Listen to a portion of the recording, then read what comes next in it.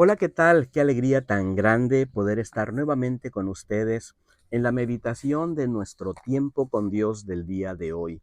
Soy el pastor Fernando, pastor de la Primera Iglesia Bautista de la ciudad de Ducor, California, y para nosotros es una gran alegría, una enorme bendición poder acompañarte en tu lectura devocional del día de hoy.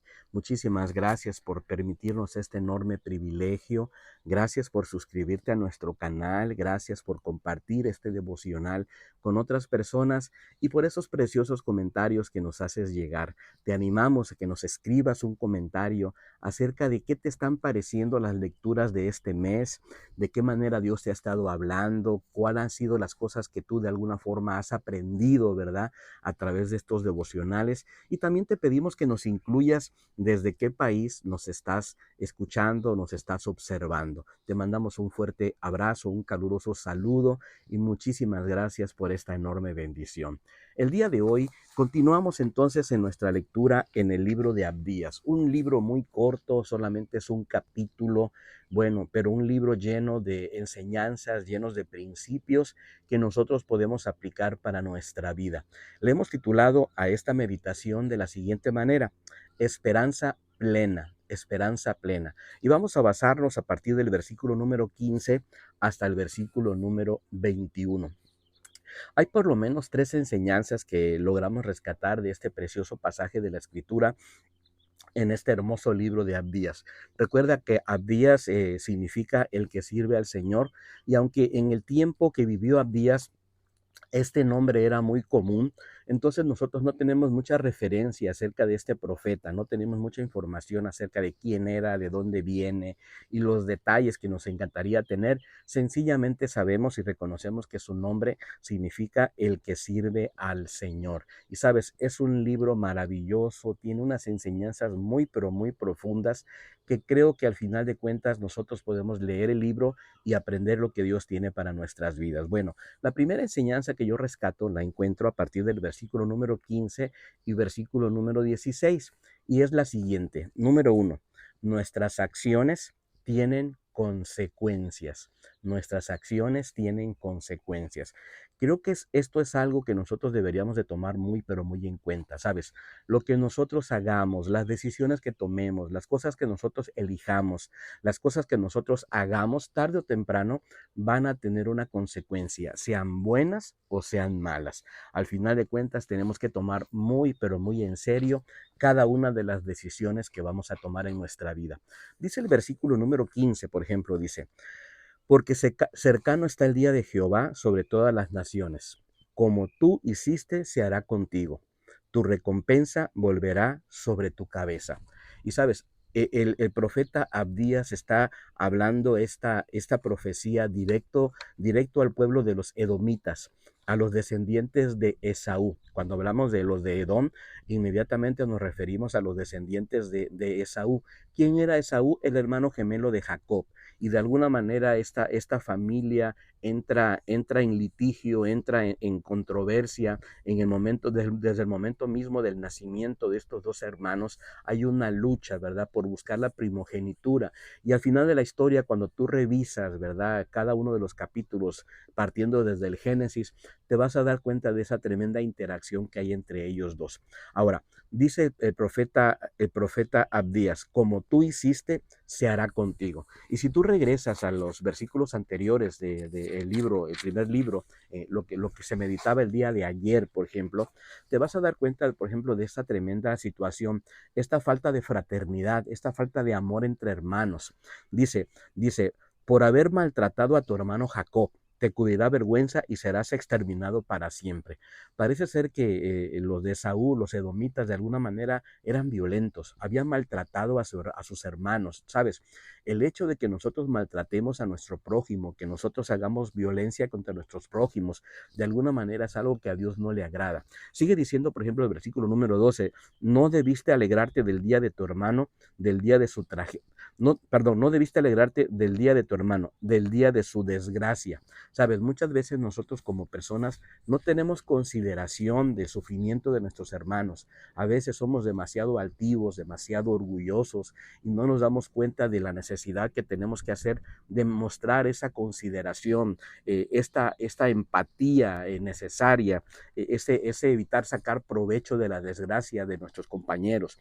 Dice la escritura en el versículo número 13, no debiste haber entrado por la puerta de mi pueblo en el día de su quebrantamiento, no debiste alegrarte de su mal. ¿Sabes? ¿Qué es lo que tenemos que aprender aquí nosotros? Bueno, vamos a portarnos bien, vamos a aprender a amar, vamos de alguna manera a ubicarnos en este sentido de poder entender y comprender el sufrimiento de las personas y tratar de actuar de manera consecuente. ¿Para qué? Para tomar decisiones sabias, para tomar acciones sabias que nos traigan también consecuencias de bendición y no de maldición. Y me detengo aquí, te hago una pequeña pregunta. ¿Cómo has estado actuando tú en tu vida?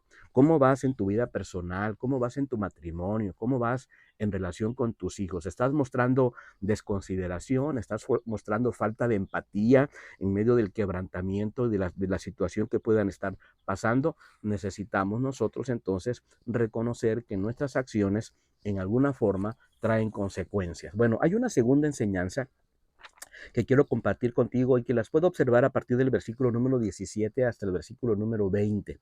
Y le puse así, vivir en santidad nos conviene. Nos conviene vivir una vida santa, nos conviene ser obedientes a la palabra de nuestro Dios. Por ejemplo, dice el versículo número 17, mas en el monte Sión habrá un resto que se salvará. Será santo y la casa de Jehová recuperará sus posesiones. Me encanta, ¿sabes por qué? Porque aquí nos habla de un remanente que es santo, un remanente que se ocupa de vivir en santidad y que se encuentra allí en el monte Sión, en la presencia de Dios, en el lugar de la santidad del Señor. Necesitamos nosotros entender que vivir una vida santa, una vida conforme a lo que Dios establece en su palabra y en sus principios, nos conviene a cada uno de nosotros. ¿Sabes por qué? Porque al final dice aquí que habrá salvación, y sabes, Dios nos dará salvación eterna, pero aparte de esa salvación eterna, también cuando nosotros vivimos una vida enfocada en la palabra del Señor, vamos a evitar muchos problemas que vienen en la vida. Cuando actuamos correctamente, cuando vivimos en integridad, cuando nosotros evaluamos nuestra vida y hacemos lo correcto, nos evitamos muchos dolores de cabeza.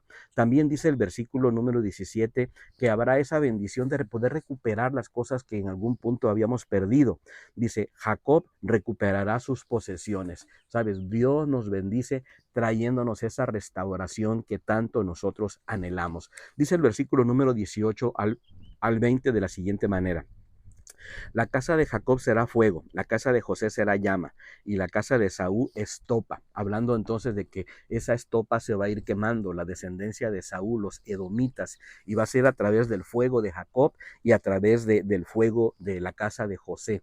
En medio de todo esto nos habla de esta restauración que Dios hace, dándonos la victoria que muchas veces nosotros necesitamos. Necesitamos pedirle a Dios que nos ayude, que nos restaure, que nos bendiga. ¿Y cómo lo vamos a hacer? Viviendo en santidad, acercándonos a la presencia de nuestro Dios. Dice el versículo número 20, los cautivos de este ejército de los hijos de Israel poseerán lo de los cananeos hasta Sarepta, y los cautivos de Jerusalén que están en Sefarat poseerán las ciudades del Negev. Nos habla de la restauración, nos habla de la victoria que el Señor Dios Todopoderoso nos permite a nosotros tener. Y me detengo aquí y te hago otra pregunta.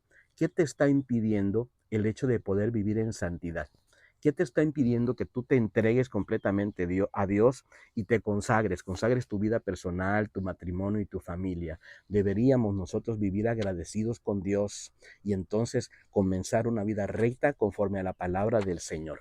Y esto me lleva a la tercera y última enseñanza que yo quiero dejar en tu corazón. Número 3.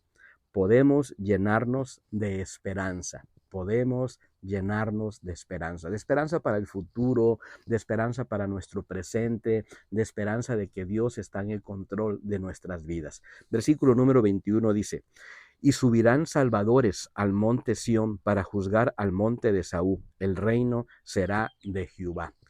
La versión Dios habla hoy dice, subirán victoriosos al monte Sión para dictar sentencia contra los de la región montañosa de Saúl, y el Señor será quien reine. Sabes, cuando te hablo de esperanza es porque al final de cuentas, en medio de la situación o de la circunstancia que podamos estar viviendo en este momento, recuerda algo, Dios está en el control. Dios es soberano y Dios está actuando. Debemos tener la confianza puesta en nuestro Dios y disfrutar de la victoria que Dios nos va a dar en su momento, recordando entonces de que tenemos la certeza de que Dios reina, como dice este versículo, el reino será de Jehová. ¡Wow! ¡Qué hermoso tiempo con Dios! ¡Qué hermosa bendición! Bendigo tu vida, bendigo tu entrada, tu salida, bendigo la vida de tus hijos, bendigo todo lo que vas a hacer el día de hoy. Que el Señor te respalde, que puedas de alguna forma ver la mano de Dios sobre ti, sobre tu familia, sobre tu matrimonio, sobre la vida de tus hijos y que puedas disfrutar de su shalom completamente. Gracias por habernos acompañado el día de hoy y anhelamos que nos podamos volver a sintonizar el día de mañana. Hasta pronto. Bendiciones.